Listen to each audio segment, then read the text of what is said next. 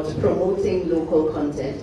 And when we bring in more and more regulation, then we are actually standing in the way of us producing more local content, which is what we're supposed to be doing.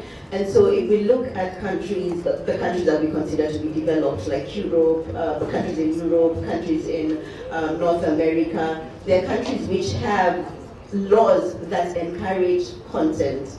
They encourage their creatives to express themselves. They encourage the creative economy to grow. So we should be focusing on creating an enabling environment for the growth of our creative sector and not otherwise. We should be creating an environment where artists are independent, where as an artist I do not have to think of getting a gig from Safaricom in order for me to survive.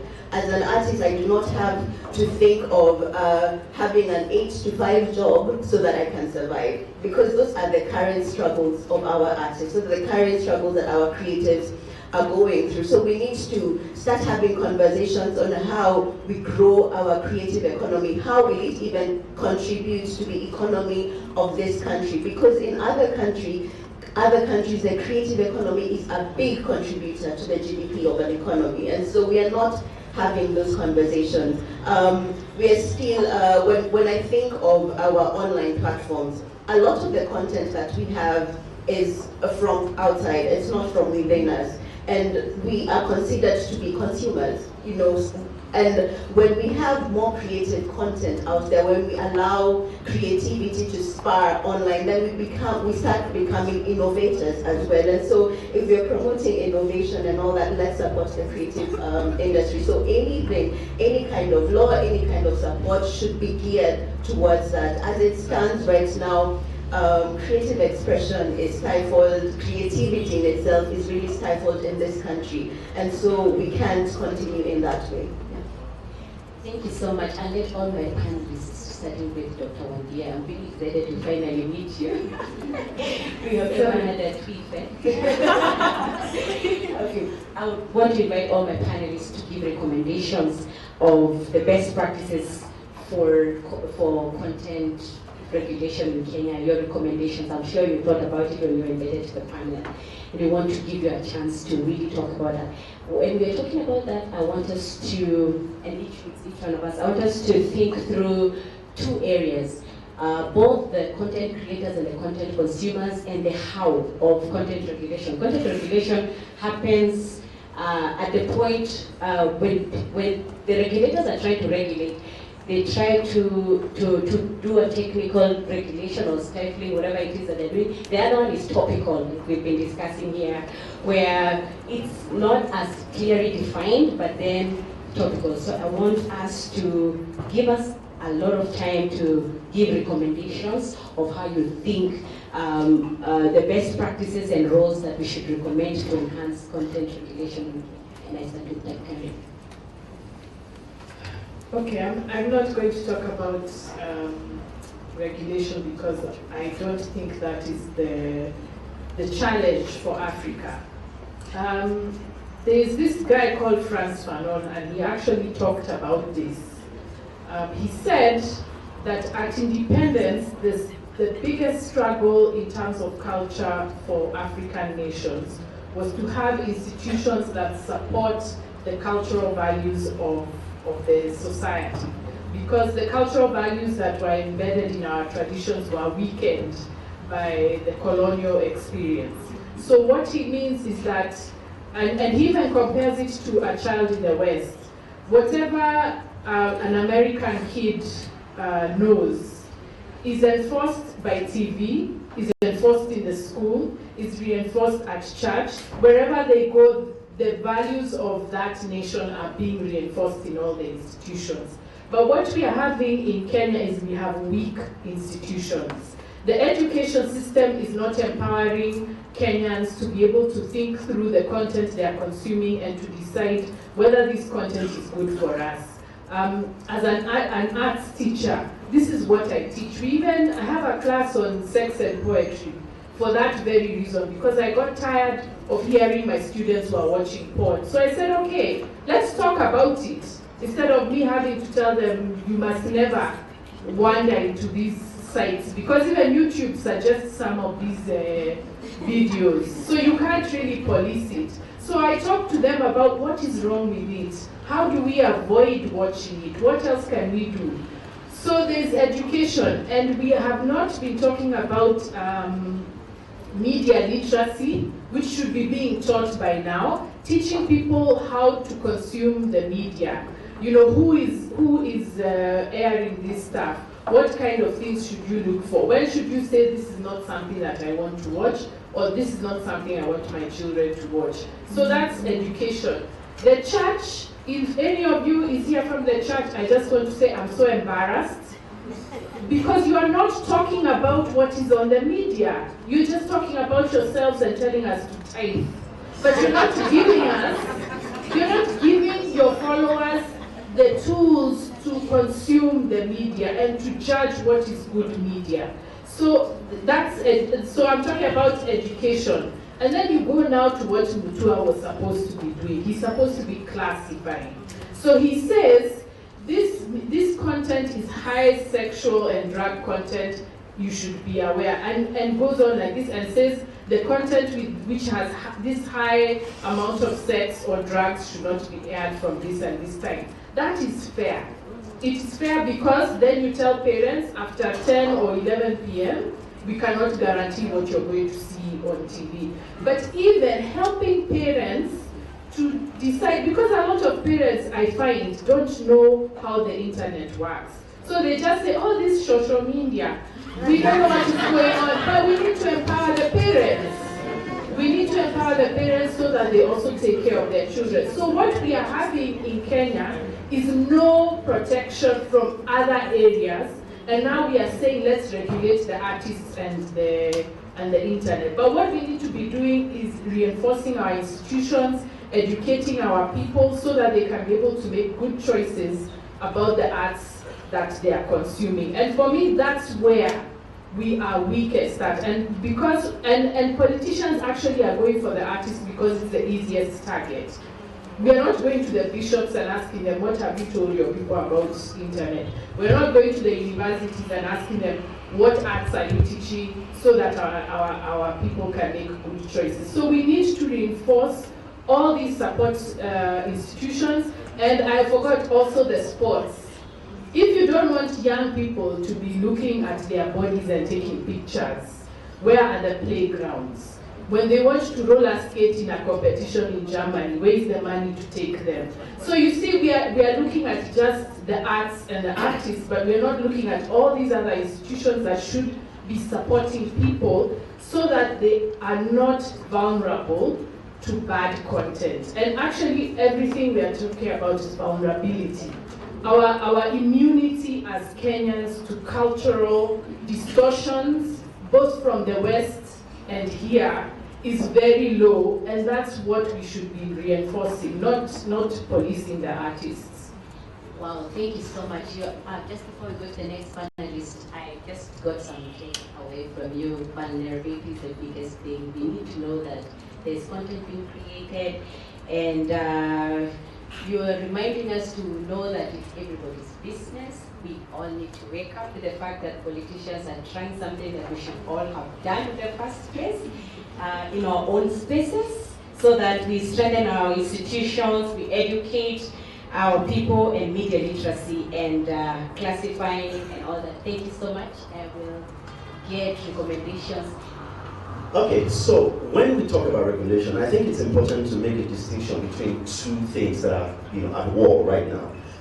We have on one end the real intendment of regulation, which is creating standards, and we have the abused and currently popular kind of regulation, which is about control.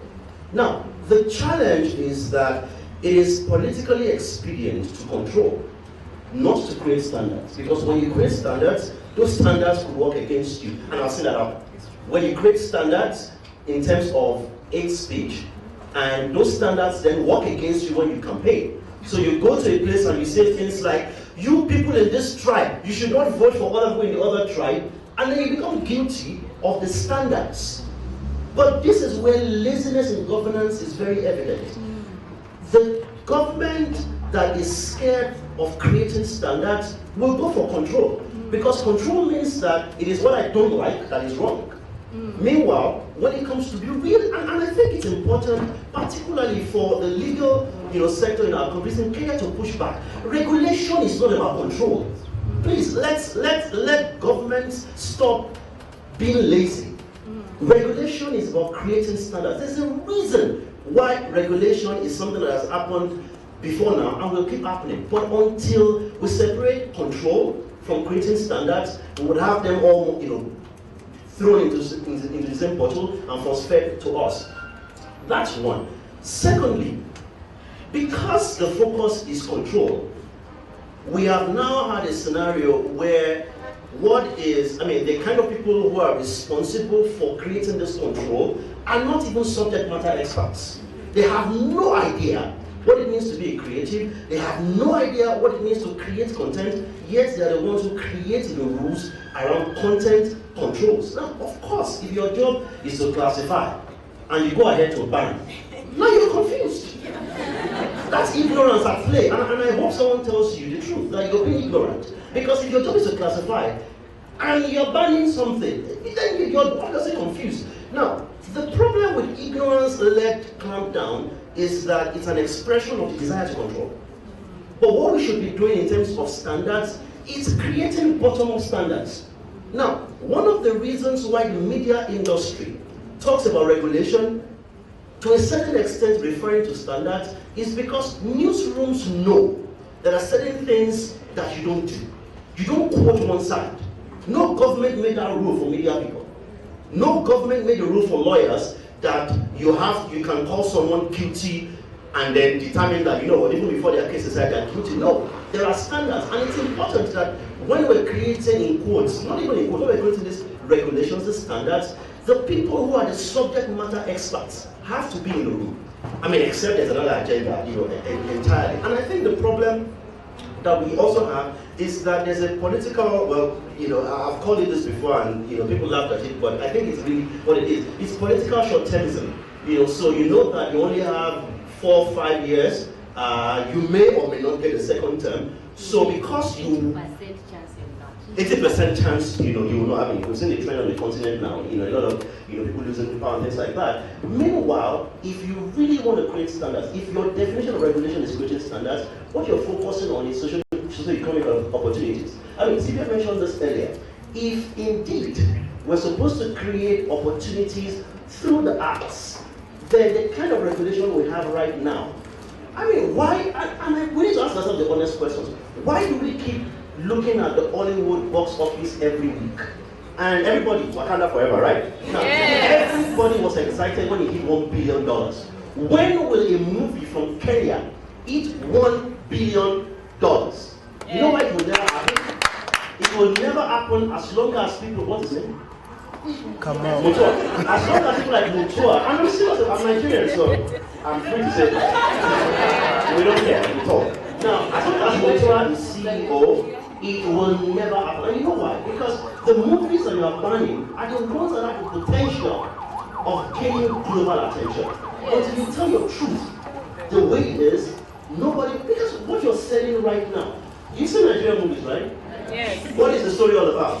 A man and a woman and witchcraft. You know why it's all about that? Because someone in the video and census board is saying, don't tell the true story of those 2 boys in secondary school who were molested by their teacher. Don't tell the story of the Niger Delta where people blew up the pipelines because they had to.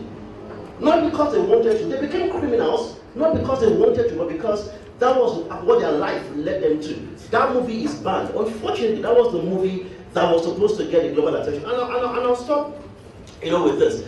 There is that assumption that you can actually regulate content on the internet. I watched a video. There was a radio discussion with Mutua about someone asked, so if I create a video with my phone, and then the response, and I was embarrassed as an African when I heard that, and the response was, if the video is intended to be consumed by the public, you have to get a license. I was like, oh my God, I'm embarrassed for all of us.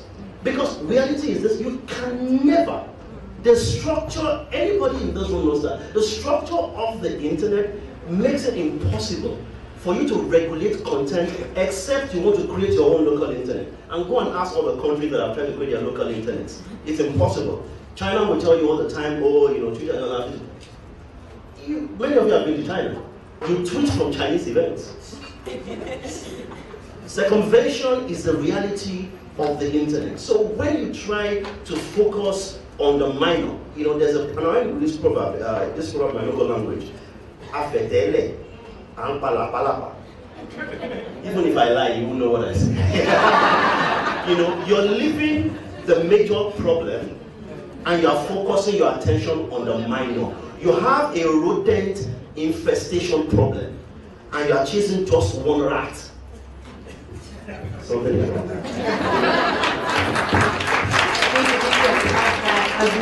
Amazing recommendation. And the good thing is that he's discussed about standards and not control. Amazing, that's a good way to look at that. So that we're going to be looking at the internet. We've had media convergence, and the internet has swallowed up the broadcast industry, the print industry, and stuff like that. We can't even discuss them separately. And so you've given us one very big tip: standards and not control.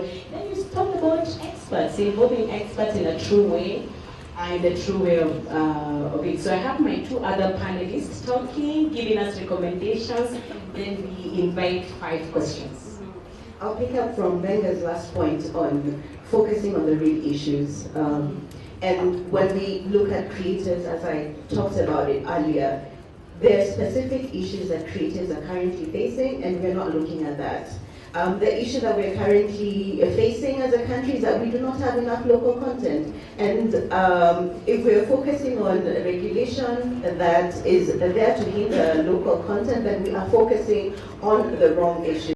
I think there's a need first for more research on this, on the topic of local content. How do we get more Kenyan content online? The online platforms are giving us an opportunity, to get our work out there, to get our work globally recognized, to get our artists, our creatives, that global platform. So the issue is really how do we get more of our work out there. The issue is not on the kind of work that we are creating, because we've seen our creatives are very creative, our creatives are very talented. So what do we need to do to build their skills? What do we need to do to ensure that whatever they are doing is sustainable? What do we need to do to ensure that they feel like they have a place in this country? Because at the moment, that is not the feeling amongst creatives. So let us focus on the right issues.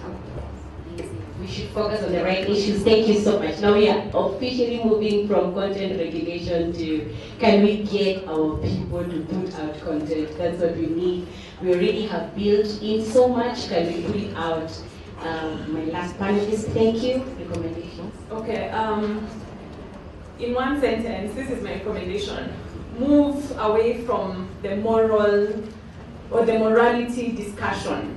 Focus on choice. So here's where we are currently. We have a regulator of content. Just saying it not aloud sounds very wrong, but we have a regulator of content. And then we have the creatives themselves. So I don't know if you have observed the relationship between the regulator and the creatives. It's a very sour relationship. There is no progress that can take place in the current circumstances, because it is a lot of demonizing, and it's actual demonizing. They are actually called demons when they put out content that is unchristian-like. And I just want us to think about this. At least we know the current regulator's focus. We know his focus is a Christianity focus. What if the next regulator is one who thinks the biggest problem in this country is talking about politics? So from now henceforth, there's no creating content that is political in nature. You see, as in it can get worse. That's what I'm trying to say. If we don't reel it in at this point, it could get worse. And what you see then is that democracy itself is at risk. So the way it is currently, even though the Constitution requires the regulator to involve the public participation, I keep saying that is the best gift the Constitution ever gave to us. Regulations for us by us. laws for us by us. That's what the Constitution requires. So even if the regulator is required to carry out public participation, you tell me, a meeting with the regulator and creatives very quickly turns into an accusatory conversation.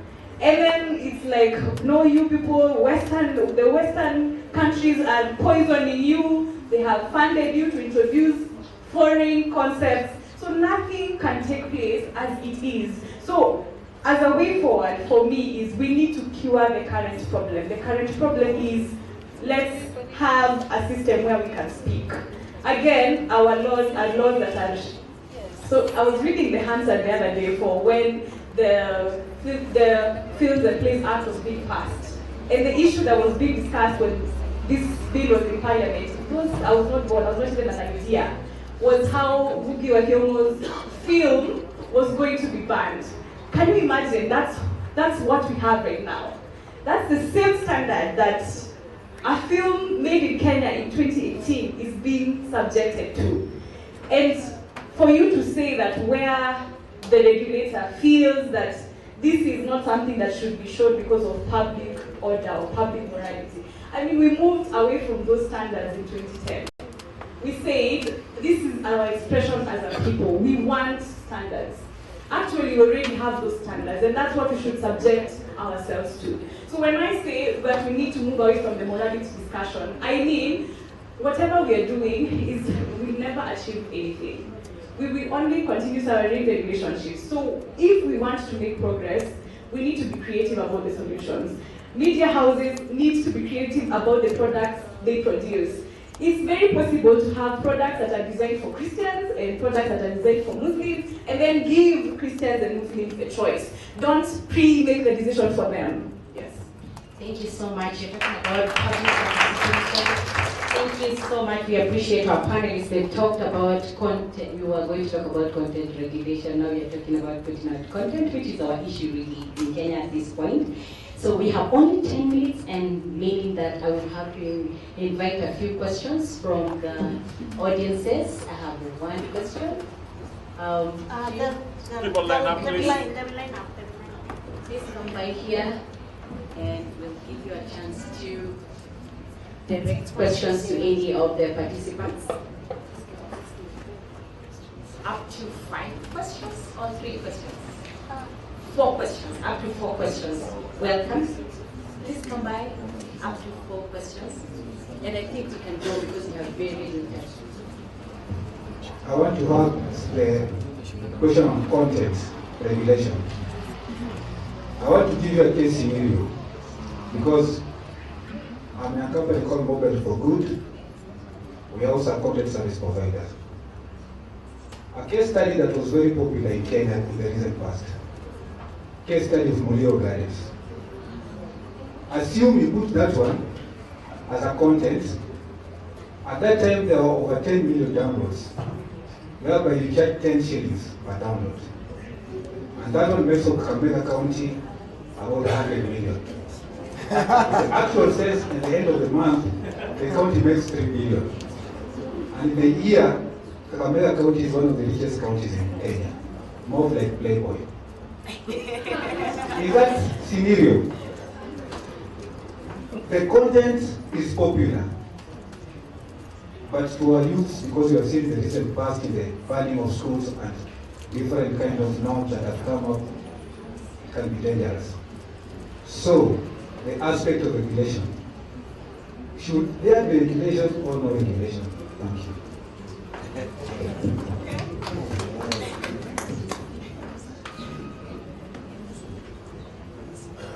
Thank you for the brief. My name is Omar Kabiru. Allow me to, Madam Moderator, read just a brief here, and then I can ask for comment on it.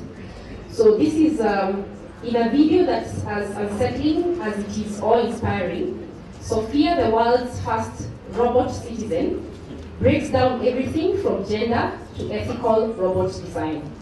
Sophia, who is a robot citizen, spoke last month at a festival of the future called Bring Back in Budapest, Hungary. So Sophia in October 2017 was granted citizenship in Saudi Arabia at the Tech Summit Future Investment Initiative. we are speaking about content creation. So how prepared are, let me use the word for now, these people we are saying African content creators prepared, because Sophia is already creating content. Sophia is a robot.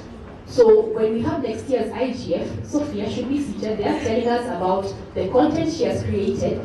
So, I mean, how prepared are our content creators either to be developing Sophia's or to work over and above Sophia? Thank you. Next question. We have another question. I will take the opportunity. Okay.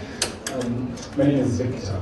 I'd like to ask perhaps Wandia and perhaps Brenda, who are active on social media,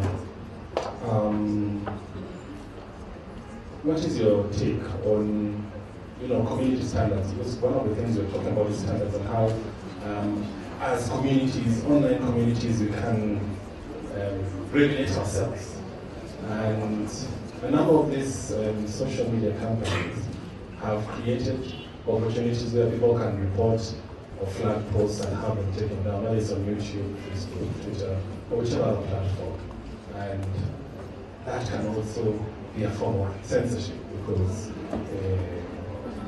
whatever you post is reported and it's taken down. I don't know whether you have any experience and what you recommend to be done, or what responsibility these intermediaries should have when it comes to those types of complaints or complaint handling or reporting where illegitimate complaints are made and legitimate posts are taken down.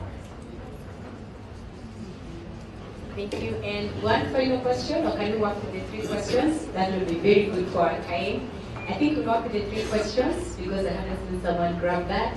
And I will invite any of the panelists who want to participate with the question.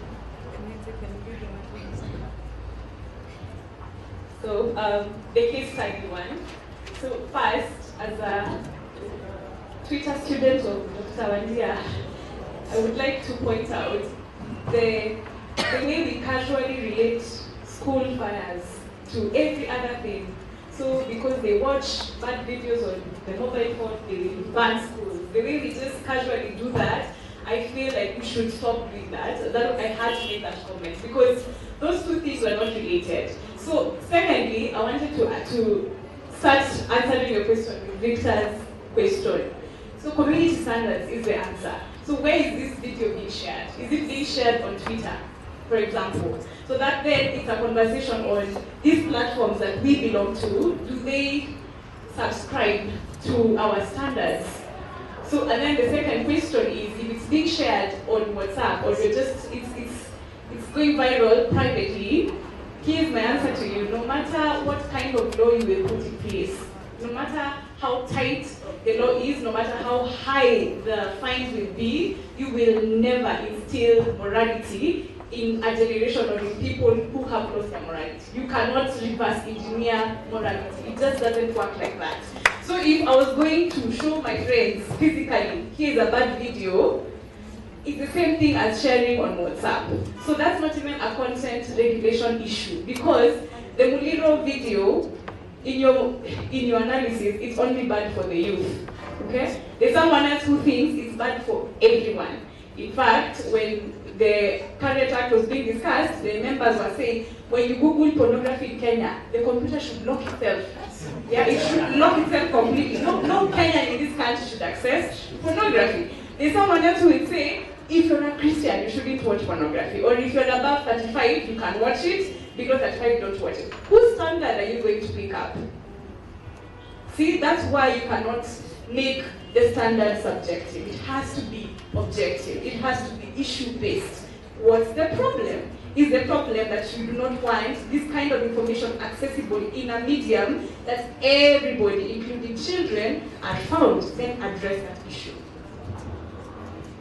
I'll take the question on Sophia and like robots replacing humans really. And I think I'll start by, in my opinion, I don't think the human experience can be replaced. So our content creators, first, there's a human behind Sophia who created Sophia and programmed Sophia to be able to produce this content and is definitely the person who's feeding this content into Sophia. So that's a content creator. And so as in relation to our content creators, and I'm looking at that from the aspect of African content creators and how they are now utilizing technology, I don't think actually there are attempts and there are experiments around this already going on, and it's around augmented reality and virtual reality, which is for a certain people are using it for like giving clients or consumers an experience of fashion or an experience of music using virtual reality. So creatives are actually looking at the intersection of technology and the arts, and it's something that the conversations that are going on in the arts world. So as there are African countries like South Africa, which has become very active in that, I saw Muvani Drama Queen actually doing one of her videos and on VR, which I think is a progressive step towards that. So I don't think Sophia will replace our content creators, and in such a panel we will still have the human aspect to it. Sophia won't get a visa into many of our countries because of the fear that Sophia will say something that governments don't want to have. But anyway, people that have spoken in the past at times. So should there be regulation considering the possibility of inciting content? I'm glad you talked about this. We seem to think in binaries, and not us in this room, it's mostly people outside the room, mostly. We think in binaries. We think that if children watch something, they will do something. Yeah, not everything is input, processing, and output. There are complex experiences that, now listen, when I was in secondary school, we burnt a building. It was not because we watched a video. It was because, and if you listen to the reason, you understand why. In fact, you will like the first, But there has been research yes, that has confirmed that consumption of violent content leads to gun violence in the US. Oh, absolutely. And around the world, consumption of violent, whatever it is. So, are we connected? Now, I mean, the same with the ideas of banning schools. Yeah. Will it be connected to consumption of violent content? it could be, but there are three things at play. And this is why I worry that we have a binary mindset. There are three different things at play, amongst others. One is the exposure to this content. It could influence you, possibly. If you talk about gun control, if you're in a house where you see a gun all the time, one day you'll pick the gun. But that's not the only element. The other element are the standards around interactions between you and violence opportunities. So there is a gun. What happens when you pick the gun? If you pick the gun and you shoot someone, is there how does that happen? Can you get bullets easily?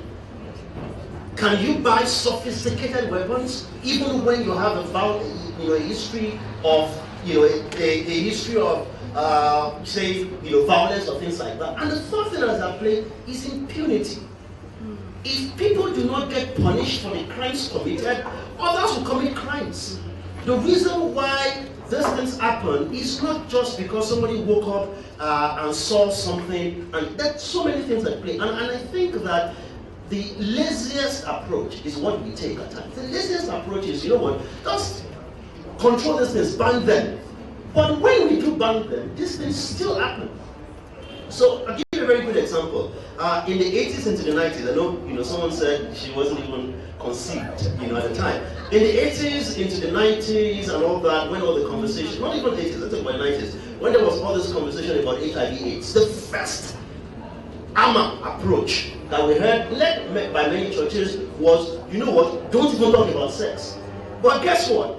HIV prevalence increased. Because when you said stop talking about it, you created another problem. When we control content, many times what we do is we create a black market for that content. And when you create a black market for content, unfortunately, you've now made it more attractive to young and inquisitive minds. As a 13-year-old, there were many things I saw as normal. But there were many things I wanted to do. I wanted to go to the girls' hostel in my boarding school. It never occurred to me until they started hammering it into us in SS1 that you must never go to the girls' hostel. I was in that school for 3 years. I never thought of going to the girls' hostel. But then in SS1, they kept telling us, you are not big boys, you wear trousers, you must not go to the girls' hostel, you are now getting mature. And that was the reason I wanted to go to the girls' hostel. And I did eventually. When I became the health prefect, and one of my duties was to check everything in the school. So, to the last question on community standards and the likelihood of crowd censorship, it's a valid fear.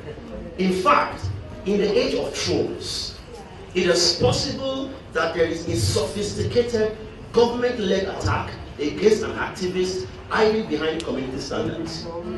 But the beautiful thing about community standards is that they are not cast in stone. They are subject to review. There's a reason why many of the platforms, so for example, Facebook announced that they were going to hire 1,000 humans to review certain things at some point. Because don't forget, it's cheaper for these platforms to just make it like automated. But the problem with community standards that rely on channels that can be abused is that then it becomes cast in stone, and like they say, any law that can't bend will be broken, unfortunately. So the thing about community standards is that one of the problems we have is that we often, and as a people, I want to throw this back to us, we often wait until government then comes with certain funny standards and control. So to the question earlier, I was saying, oh, should we have regulation? Of course, it depends on what you're talking about. If you're talking about control, my answer is no, get out. If you're talking about standards, my answer is yes, you're welcome, let's do it together. So instead of waiting all the time to fight, we don't want this, we don't want that, let's stop fighting all the time. Let's create our own standards. This is exactly what we did in Nigeria with the Teacher Rights and Freedom Bill, which, by the way, please don't tell anyone this, may just be transmitted to the president sometime this week. Don't tell anyone yet. and you can keep secrets, right? You're Kenyan, and this is where proactiveness comes in. Let's get proactive as a community. We know that if we leave these things to ignorant people who just want to control, unfortunately, they will come with stupid ideas. So why don't we, as a people, who have subject matter experts, who understand the problem of control versus standards, why don't we create some of those standards and then present it? So for example, when there's a debate in Senate about data protection, you should be there. You should be there saying, this is the way to do it. Don't make the mistake we made. Over an 11-year period, we were talking about cybercrime bill in Nigeria, and everybody was so excited. Oh, we're talking about cybercrime, finally. We don't want cybercrime. And everybody who should be in the room wasn't in the room, and then the law was signed, and right now, the law is not even being used to address cybercrime. It's being used to deal journalists and bloggers. You have to be in the room, and we have to get proactive. Okay. All right. I just want to say this, that the law is not the only form of governing society. There's also education, there's also philosophy, there is faith, there is morality, there's recreation. If you don't want people touching themselves in their bathrooms and taking photos, is there a space outside for them to play football? There isn't.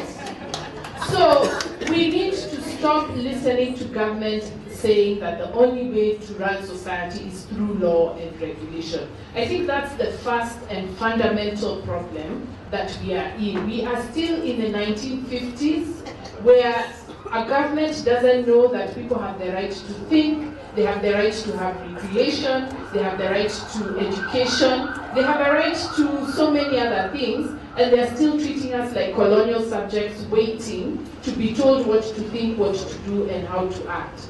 And so I find it very unfortunate, like my sister has said, that we think that everything is cause and effect, and I blame the teachers. Every class is the causes of, the effects of. But you can't look at human behavior in terms of cause and effect. You cannot draw a straight line from watching a video on YouTube to students burning a hostel. And this laziness, which he's talking about, we have to stop this laziness of quick solutions. I know people keep asking me, what's your solution? not everything is cause and effect, problem and solution. Some things need time to learn, time to assist, and our children are the ones who need the most help, and we have abandoned them in schools that are prisons. We have abandoned them to a frivolous curriculum. And so then now we want to say we have to regulate what they are watching. I mean, we need to grow up, be the adults, and do the teaching, and we are not teaching our kids. So we need to teach our kids as educators, as pastors, as parents, as adults. We should not leave this thing only to parents or only to teachers. All of us, the whole village, has to take care of the child. And the problem is that the village is broken. We need to reconstruct it. What a wonderful way to end this session. Essentially telling ourselves that the internet itself is an excellent example of the context we are in. The internet is not linear.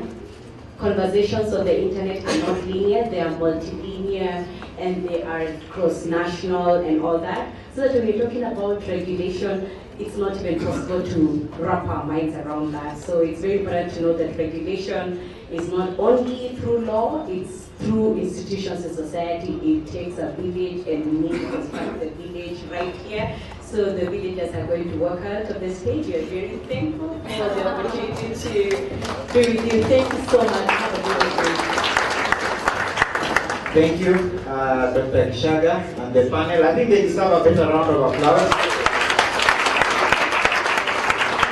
Please take a group photo on my left. Yeah. They have informed us, educated us, and entertained us. All right, so next, as they take the photo, I'll call upon June Okal, our rapporteur, to come and give us a summary of what we have been listening to today.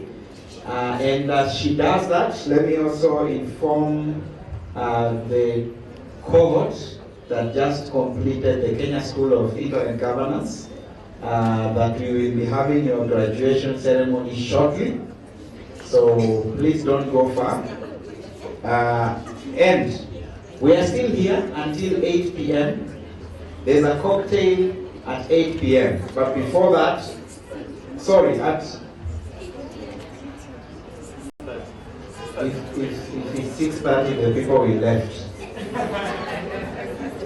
There is a cocktail coming up, but we also have a very interesting fireside chat in the evening. So please don't leave. There's a lot of traffic out there, and this place has been paid for.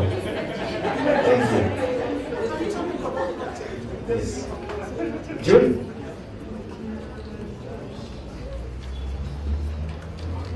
Clap for June. Give her some energy.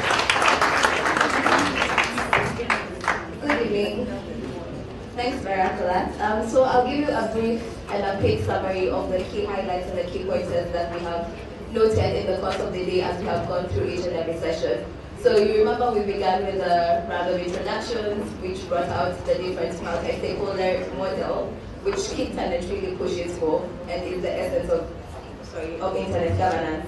So we started with the introductions, then we moved to a background of IGF, which was given by Barak, telling us the history, how this is the 11th session, how KICTAnet has actively been engaged in policy making and stakeholder engagement over the past several years.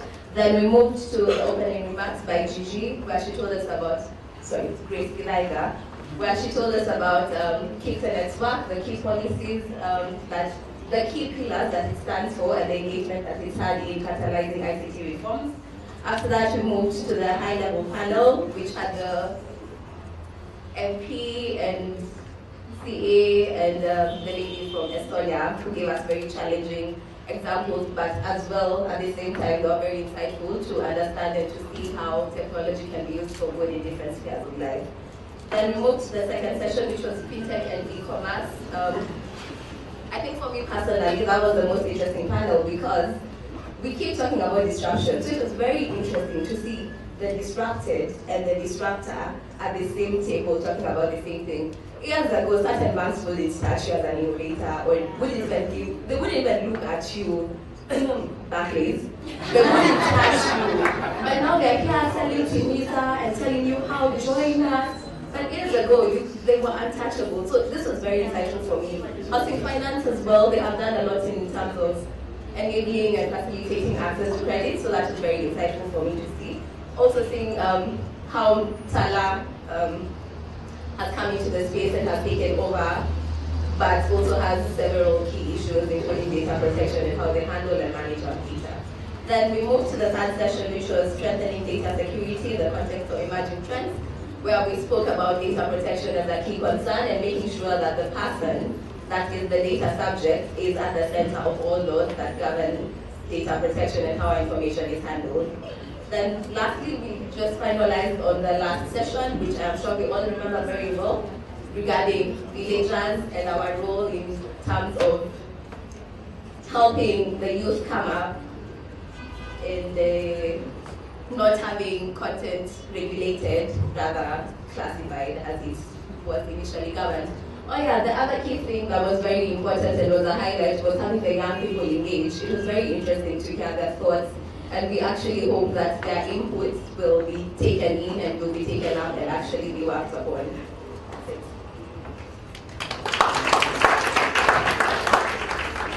Thank you very much, June. So, in a few words, that's what we'll be discussing the whole day. So, Kenya School of Internet Governance, please come up here. The 2018 cohort. Let's do this quickly. Oh, headmistress is here. Okay. Clap for the headmistress. Please, students, be upstanding and coming as the teacher waits. Thank you, Barak. As they come up here,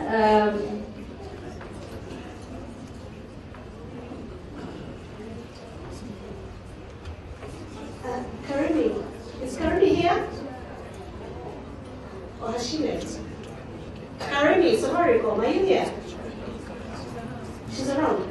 Okay, I just want to make an announcement that we really are looking forward to have you as the participants come onto the board. I want to make an announcement that we really look forward to having you in the fireside chat, and thereafter we'll have drinks and food, and it will be a time then to relax and just get to know each other nicely and catch up. So please don't go even when we finish this. You'll have your tea, and then we'll come back at 6 for the next session. But I also want to announce that Safaricom has donated airtime. So every one of you, as you go out, you'll get some 500 worth of airtime.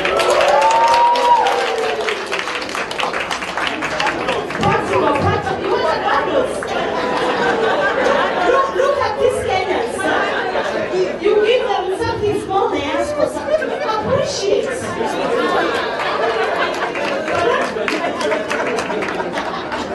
Some people are even asking for power bands.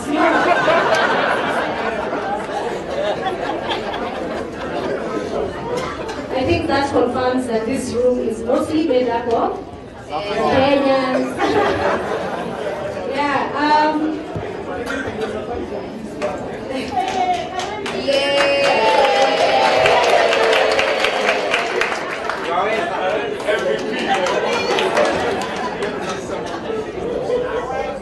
So, Karibi, in your absence, we voted you MCA of Kenya Internet Governance Forum. But anyway, maybe I'll just take a minute or two to explain what Kenya School of Internet Governance is all about. In 2016 or 2015, when we had the Kenya IGF, we had a lot of students from the university joining us.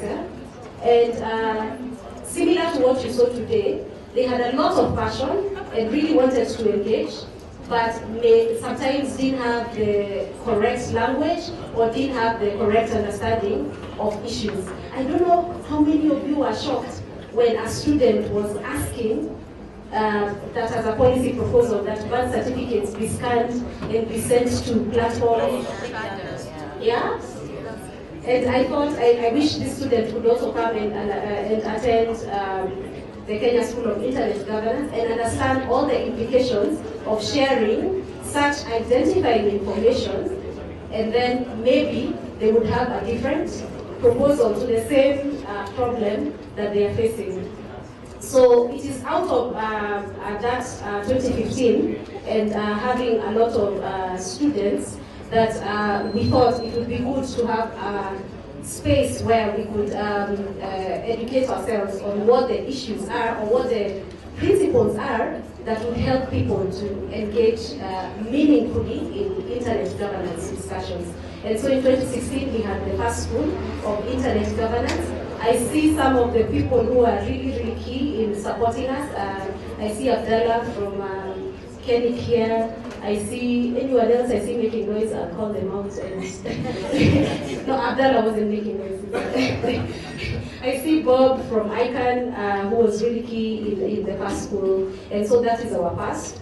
In the second edition, which was last year, we noted that there was a need to go out to the other civil society organizations, the ones that don't deal with digital rights, to go out to academia who are maybe teaching about critical theory, issues to do with society, to go out to government officials, law enforcement, and to get them into the conversation, because the internet is cross-cutting. Inapenya kila mahali kama neno. I also wanted to be a preacher. Anyway, so for that reason, we extended the stakeholdership of people who would come to Kenya School of Internet Governance. And this year, on top of having law enforcement last year came from DCI, which is what used to be called CMD. I think the Directorate of Criminal Investigation. So they have a department that deals with cybercrime, and it's always very interesting to hear their point of view and to also have them understand where some of the issues of the internet come from. So on top of that, this year we also had some officers from DOD, the Department of Defense, because issues to do with the internet are also becoming one of the things we've noted in every law that is made is national security. And by the way, if you read the Constitution, national security is about things to do with borders and so on. It's not about the happiness of leaders. But yeah, so for that reason, we thought it's important to bring in officers to expand that issue of national security. And we had some officers from DOD. I don't know whether they're still here.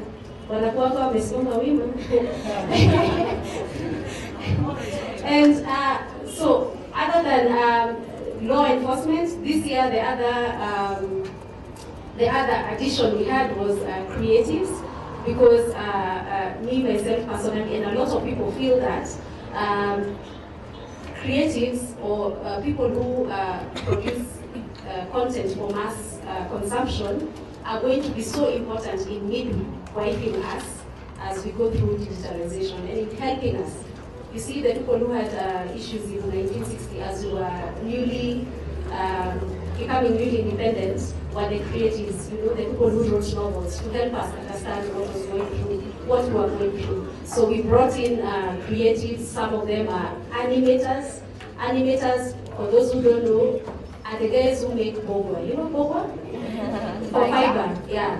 So the person who makes that person and makes it move, and that kind of, some of them are animators, some of them are artists, some of them are poets, some of them wanachoranga mpaka Java, chenye unaonanga Java imechorwa wa mama ndio wamechora, and we hope to drink from that well also, and to give them something to use in their future work. So in future, we envision KICTAnet, especially the faculty, getting more of the faculty from the society, like from the wider society. We have people who are thinking critically about the internet from academia. We have Dr. Jaya who joined us today. We have people who are engaging critically with the internet. And I think what we are envisioning in the future is seeing more merging of both parts of the society, so that we no longer have digital rights as a separate issue from human rights in general, like what has happened in bloggers, like what has happened with you bloggers. You're catching up with the law that was already passed, isn't it? Yeah. So we envision having more of helping to have more of a merger of those two sectors, so that we can be discussing internet governance, which by the way is moving from internet governance to digitalization manenos, because now it's beyond just internet governance to a new way of doing things. So we envision to move there. And so in front of you here, ladies and gentlemen, thank you, Mr. Chairman. In front of you here is the 2018 cohort. Because we are Kenyan and we love ceremonial and issuing certificates, we are going to have a little ceremony where we're going to issue them with certificates. They worked really hard. They struggled through acronyms. I think that is one of the biggest things about internet governance. We love acronyms, and sometimes we lose very simple concepts in super acronyms. Like, I don't know what BEC means. What does BEC mean? Bloggers Association of Kenya. I don't know how you guys can multitask. Yeah, so they worked really hard. From the feedback we got, everybody came out with something. We had a wide array of issues. We had technical classes where we learned about the infrastructure of the internet. Then we had more social classes where we learned about the social issues in the internet, like how content is governed. And we also had futuristic looking classes where we were trying to give, trying to understand issues right now and issues that we have in the future, and trying to see how we deal with them. We also had a lot of interaction with policymakers, regulators, stakeholders from private sector and academia who helped us to see things from their point of view. And so they worked really, really hard. Sijui mwapigie kama kofi hivi. I'm going to hand over to our convener, Gigi, who's going to take us through the graduation ceremony.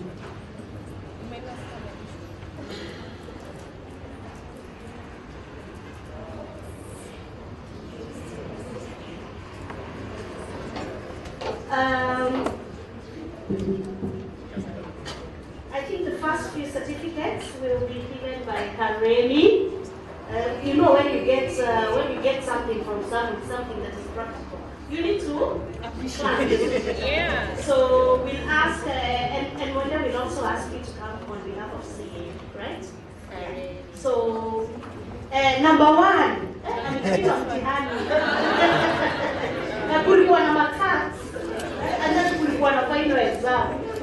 I know people really the exam. Even when I go for training in the city, it's an exam. I'm done. Kimani Nyoike.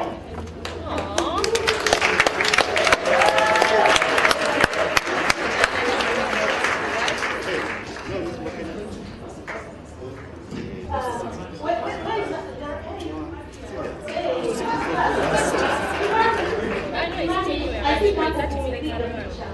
But you're in first class. You don't have any master.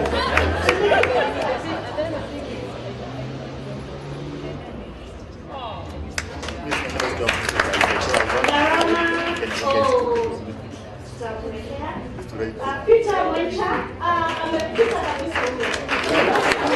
after that, PhD. Margaret Mwangi, oh, wait. Okay, Margaret Mwangi.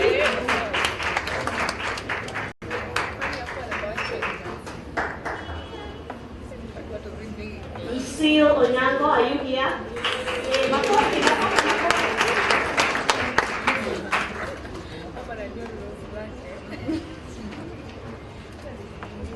John Jean-Paul.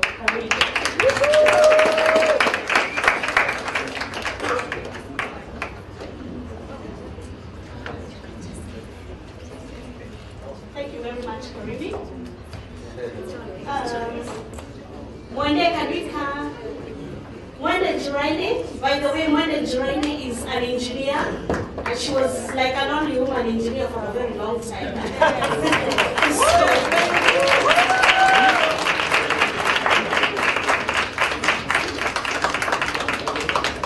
So on behalf of Communications Authority, because these are the people who have supported the events, so we are really thankful.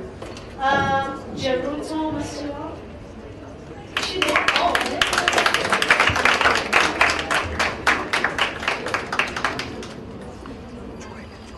Imani Kimiri.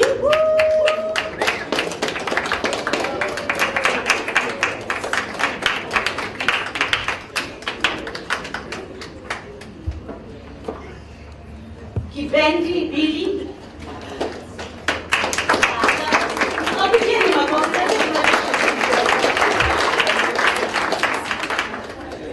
George Arrigo.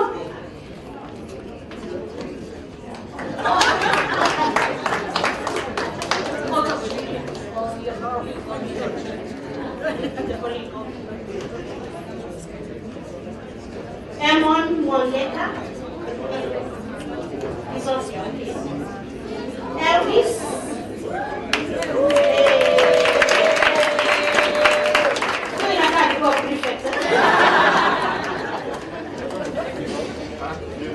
Thank you so much, Mwende. I would like to call upon Sylvia from Heroes.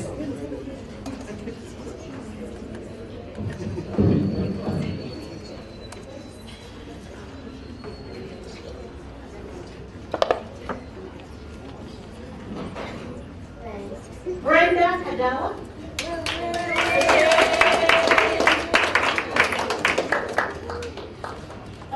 Brahma.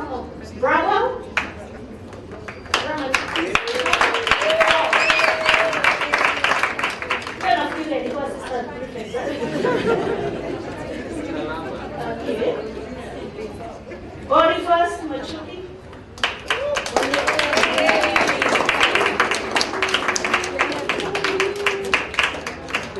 Alex Kirui. By the way, Alex yesterday when he saw that Stana is gonna be here, he was threatening not to come. I think he has a loan. Daniel Waruta, I think he's not there. And Joy, where are you, Joy? Oh, Joy.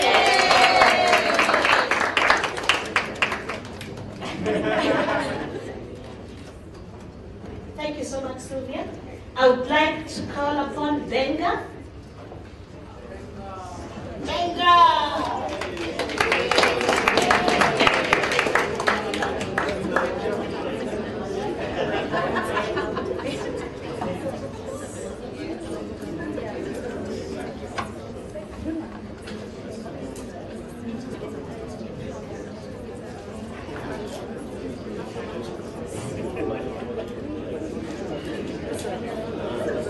All right, Daniel Kieni.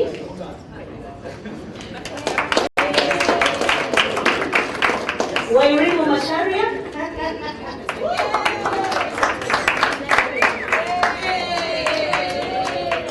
Washira Muriu.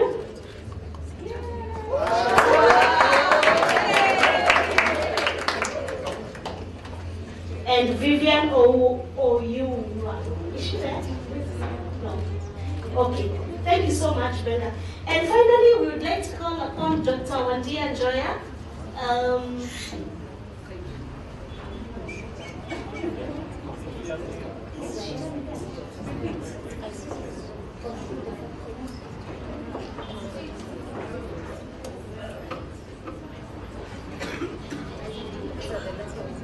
Now, these ones are the ones who got a master's straight in the scholarship.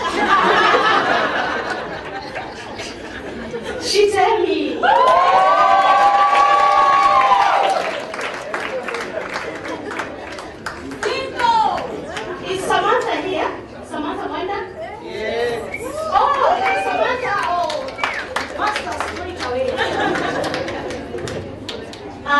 Samir Wamala. We are so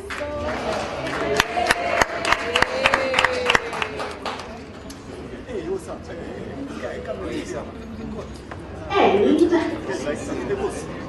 Robbie Chacha. I am so treating that one.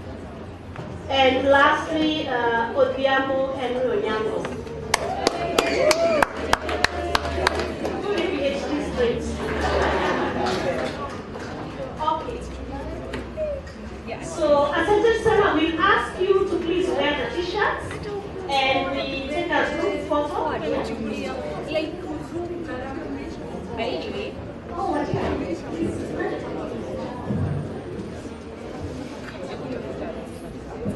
As you said,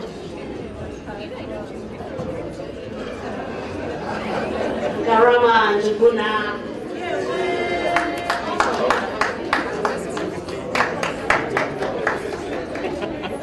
And then within the group pictures, we'd like to ask Abdallah to join, Bob, our other partners to please join in the picture, our trustees, Balu, it's going to be doctor very soon, Ali, please join the picture.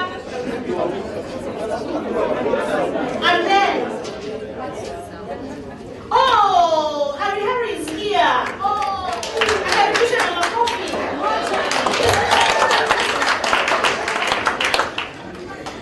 Oh, karibu sana Harry. Please, let's release me. Please, wait for me.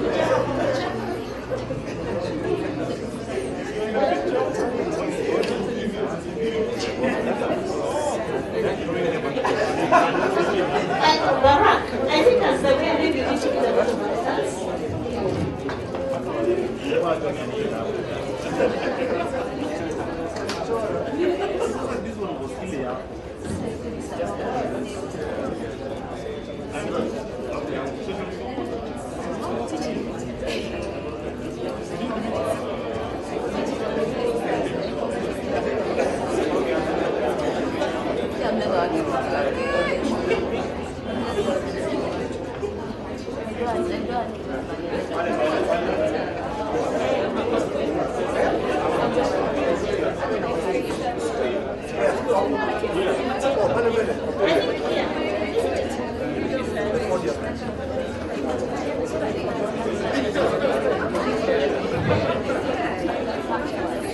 Okay, ladies and gentlemen, as the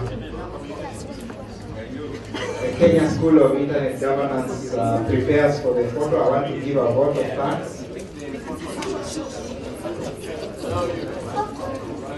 As I mentioned earlier, we have an interesting event.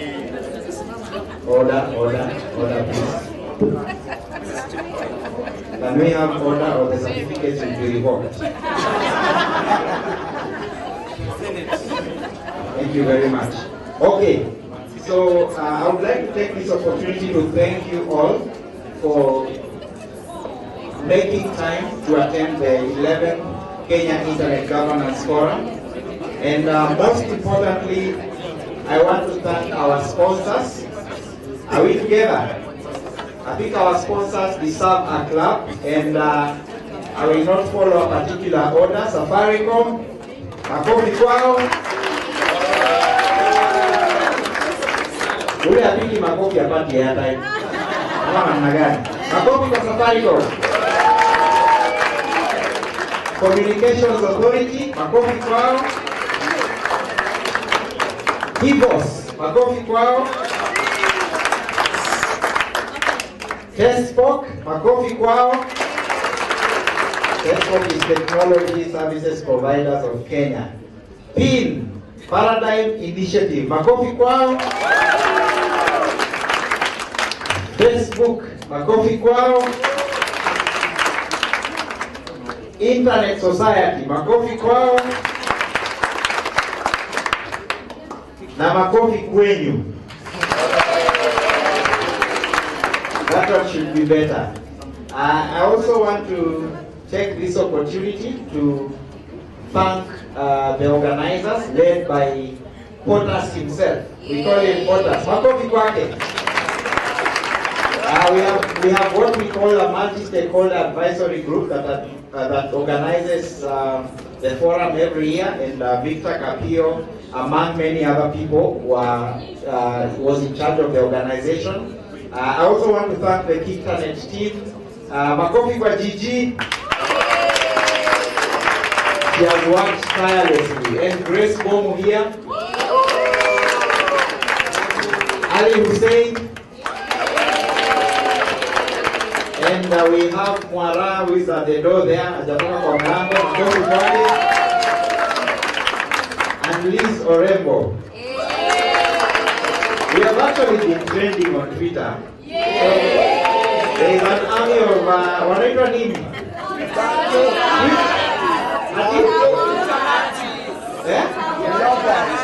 Twitter warriors. Sawa sawa, and they are making a lot of noise behind there.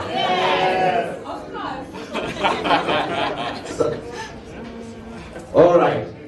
So as I mentioned earlier, please don't leave. The day has just started. Hawa namna gani? We have something for you. Leo dina ni hapa. Mambo ya skuma. Tuna resist. Na kideli. So we have prepared something for you, but most importantly, we have a very interesting fireside in the evening. So as soon as we are done with this photo session, kindly proceed for tea and then come back to the room for the next session. Okay, and for this cohort, kindly after this photo, go downstairs for another photo, a better one. Thank you very much. Makofi kwa our friends here.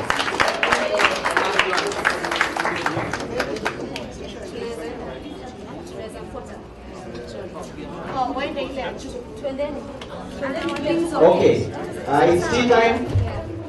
You may break for tea, and then we continue with the conversation in 1 hour. 6 o'clock, let's be back in the room for the fireside.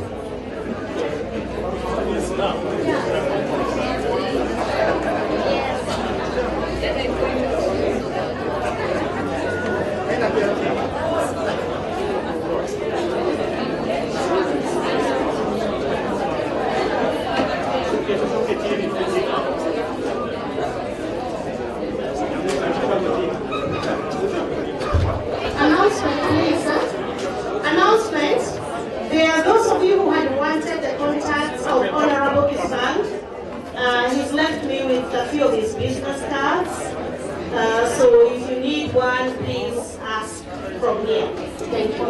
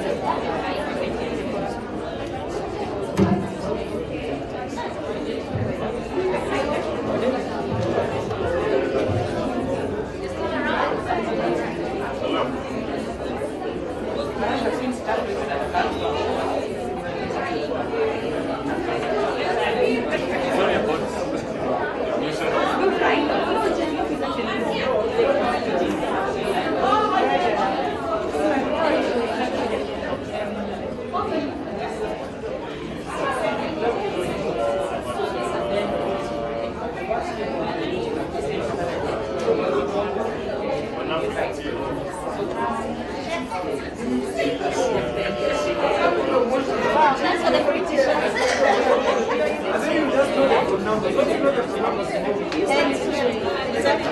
No, you know who they are. Just need to know who are they.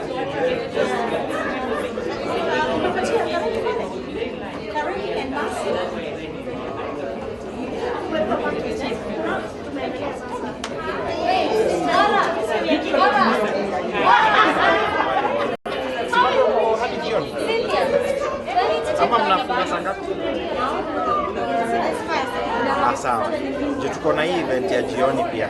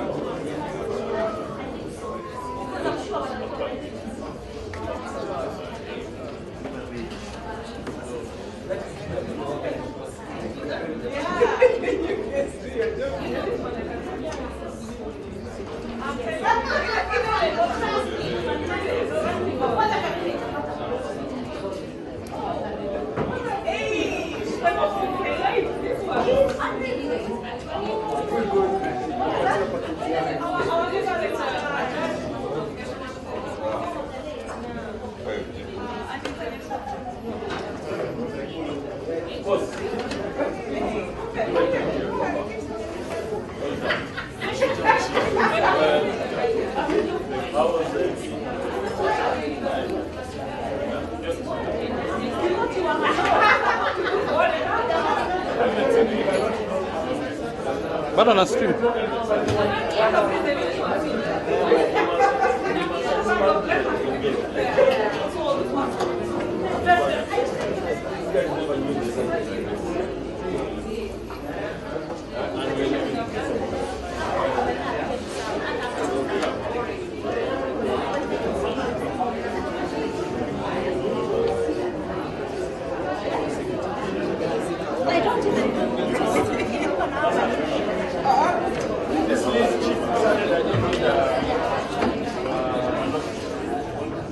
You have no choice.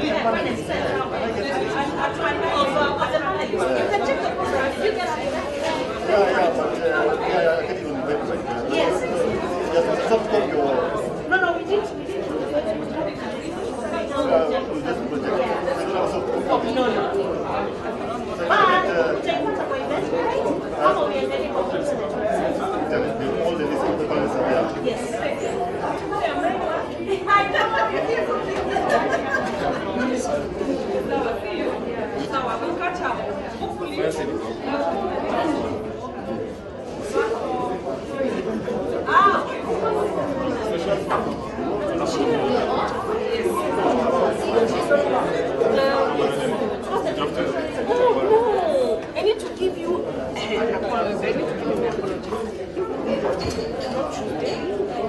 because Tuesday we are doing a single thing. So the next week? I'm wondering if I can catch up after one session. Yeah, because that's On the 28th. Yeah. If the trainer can give us even if it's, how do I say, yeah, a rough draft of this is what the discussion is about. Because I guess now it will be more like a game show. Exactly. I'm sure that is what you're doing to catch up. Then now from the next Tuesday, I shall be available. I am very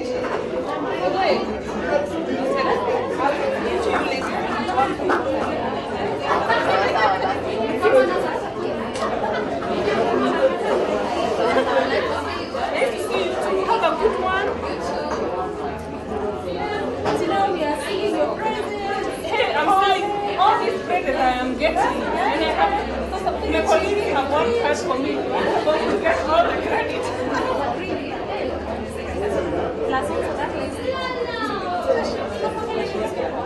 Because sometimes the connection is also to check it is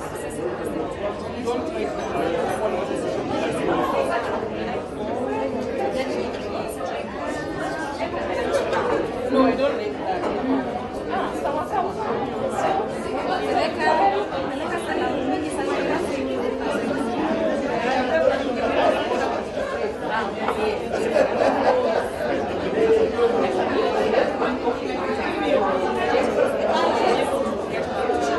I am very she's saving trees. Yeah? No, I'm saying she's No, we saving were just talking about sharing of information. Give me email, then I can send you whatever. Let me send you.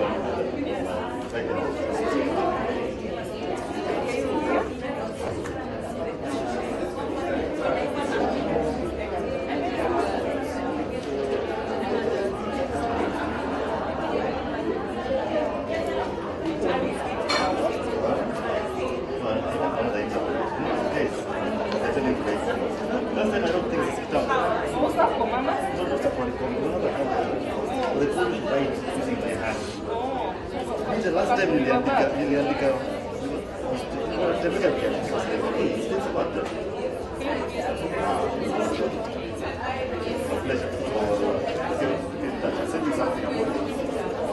when you do that, I'll definitely respond. Okay. Yeah, thank you. Thank you. Zuri, this is not the first time. Oh, no. For sure, we have met before, eh? Yes. Yes, yes, yes. I remember. No, I have remembered. Yes, yes, yes. Yes, yes, yes. And I think it is important. It's very, we always know the nexus between youth ideas and now.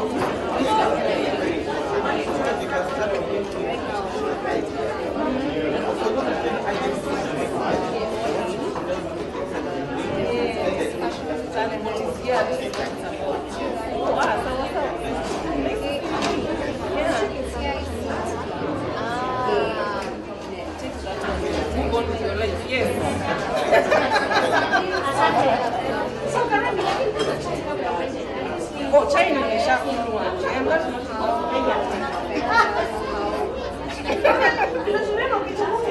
no, actually, I went to deal with calls. Then now, in the process of taking this calls, I realized these two people are being so generous. So we did a kachai there.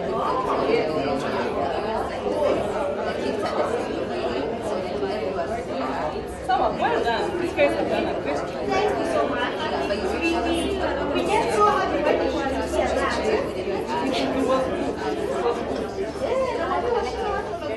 Hey, well, it's great. Namwambia. Huko amescore points nyingi sana.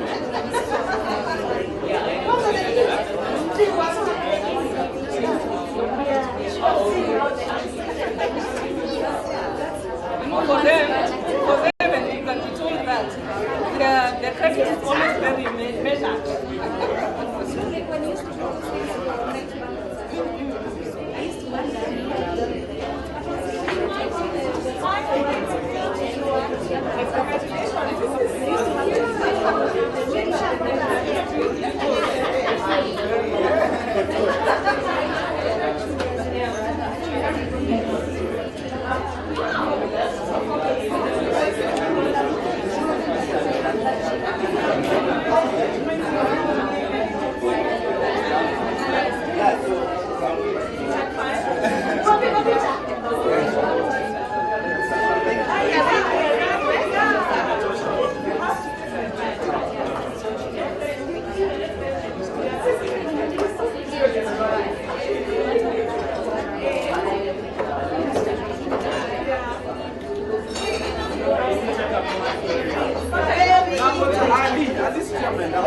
I'm coming back.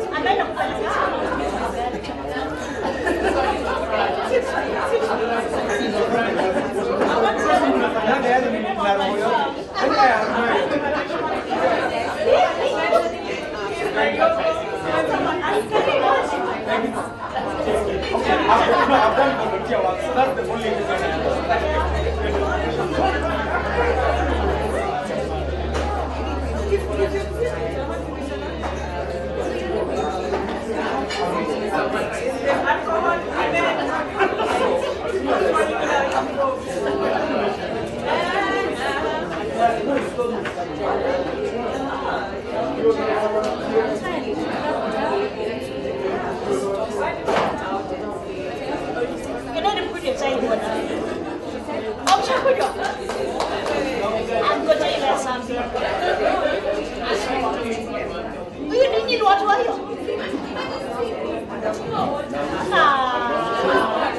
Sasa hiyo turudishe. Warudishe. Na tumeilipia.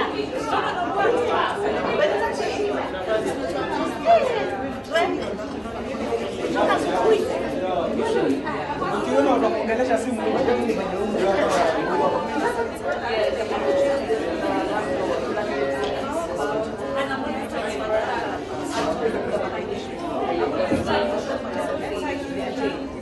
Aya, nani Mislakata? No. I saw something Mislakata. Hey, lakini shikana. But nobody has been hung for the last 35 years.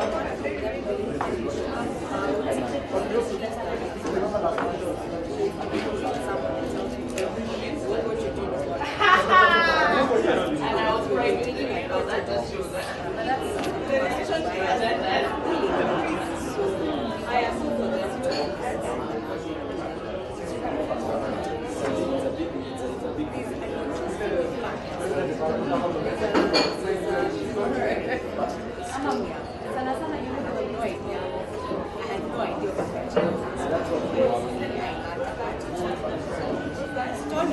But the next working part of the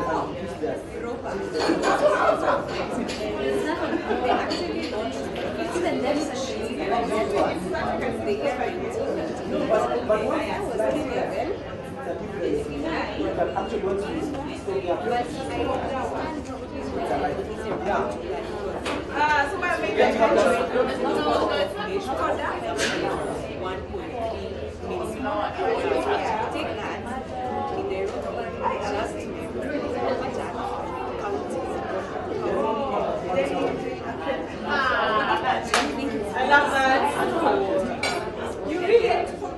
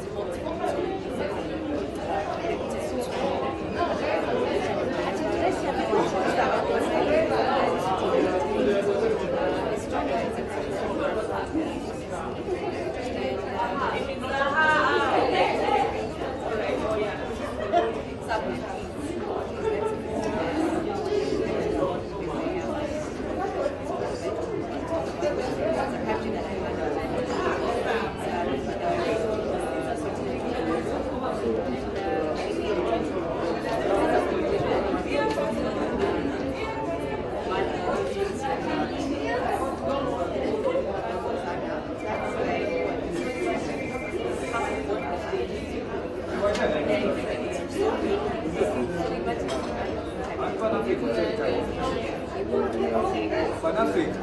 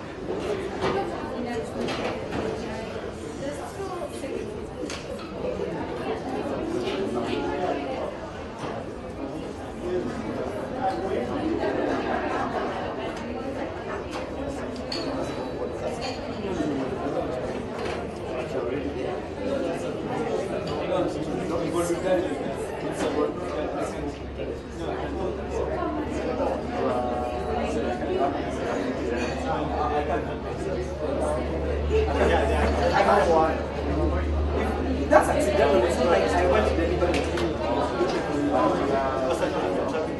That's fine. You understand?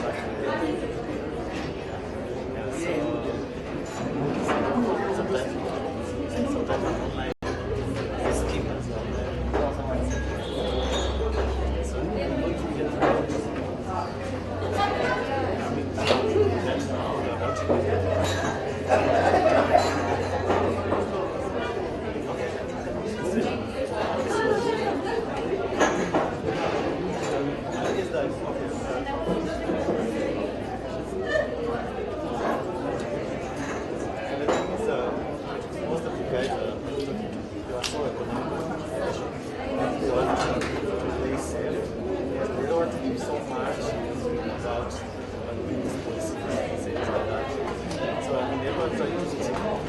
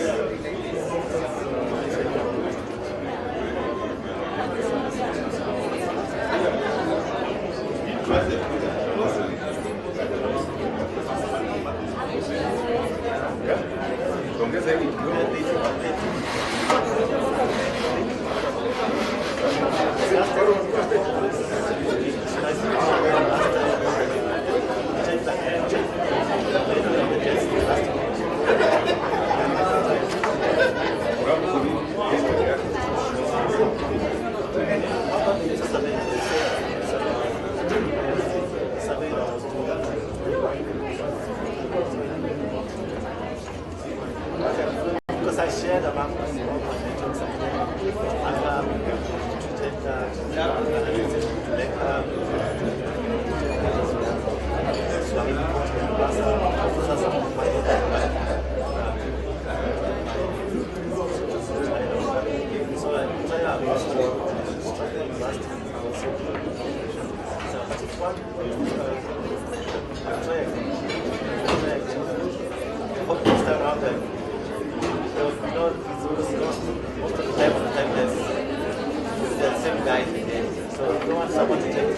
networks and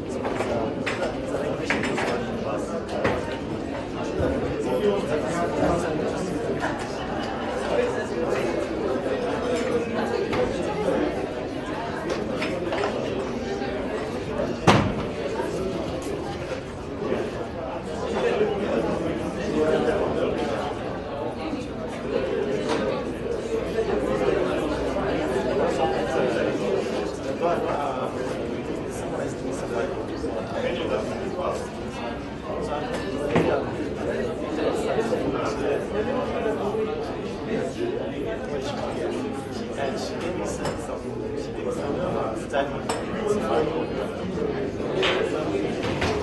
Yeah, you have it? Yeah, she gave me that study. Oh, wow. That's very sexy.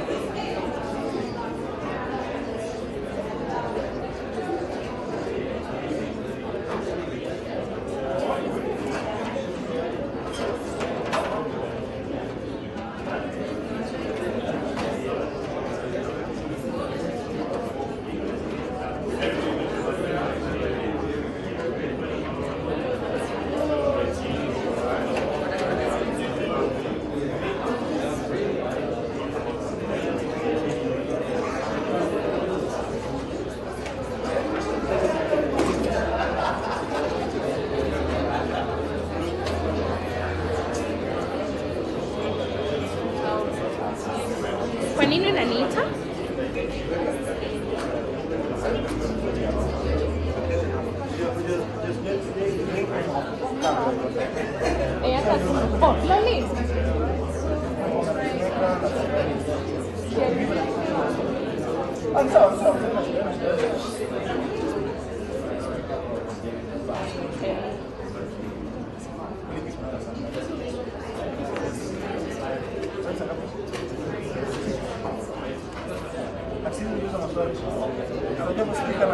Anaangalia nyuma.